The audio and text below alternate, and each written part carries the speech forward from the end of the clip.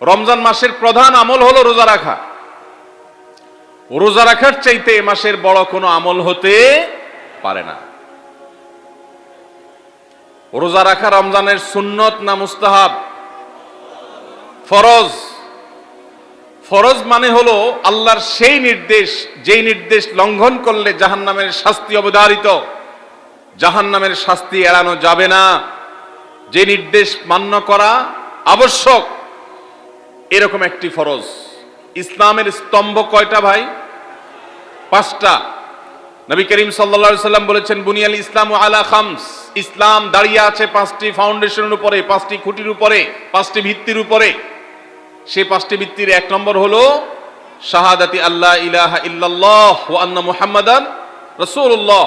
আল্লাহ ছাড়া ইবাদত এবং উপাসনার উপযুক্ত আর কেউ নাই, আর মুহাম্মদ সাল্লাল্লাহু আলাইহি সাল্লাম আল্লাহর পাঠানো রাসূল, এই কথার সাক্ষ্য মুখে দেওয়া, এটা হলো 1 নম্বর স্তম্ভ।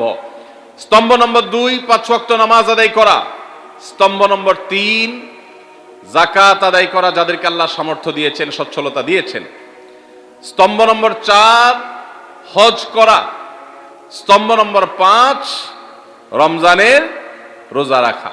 তবে অনেক হাদিসে রমজানের রোজাকে 4 নম্বরে আর হজকে 5 নম্বরে রাখা হয়েছে। তাহলে রমজান মাসের রোজা রাখা এটা শুধু ফরজ না, মৌলিক ফরজ। নবী করিম সাল্লাল্লাহু আলাইহি সাল্লাম বলেছেন, যদি কেউ জীবনে একটি রোজাও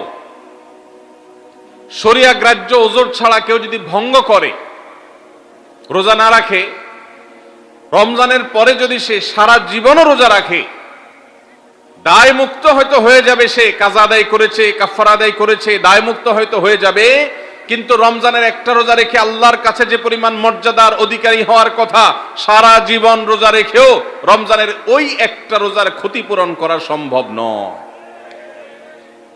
এই জন্য সবাই রমজান মাসে ফরজ রোজা রাখবো তো ইনশাআল্লাহ। সকল প্রাপ্তবয়স্ক সুস্থ ইমানদারের জন্য রমজানের রোজা রাখা ফরজ। ভাইরা আমার, পৃথিবীতে আজ অনেক বিজ্ঞানী রোজা বা ফাস্টিং এর উপরে গবেষণা করে অনেক বড় বড় পদক, অনেক বড় বড় পুরস্কার জিতেছে। এখন ডাক্তাররাও আমাদেরকে বলে যে একটা সময় আমরা যেন ফাস্টিং করি, একটা সময় আমরা যেন না খেয়ে থাকি, এটা আমাদের স্বাস্থ্যের জন্য ভালো। নবী সাল্লাল্লাহু আলাইহি সাল্লাম সেই 1500 বছর আগে আল্লাহর দেয়া বিধান আমাদেরকে জানিয়েছেন। রমজানে পুরো মাস রোজা, শাবানে মুহররমে বেশি বেশি নফল রোজা, সোমবার বৃহস্পতিবার সাপ্তাহিক রোজা, চাঁদের 13 14 15 আইয়ামে বীজের মাসিক রোজা।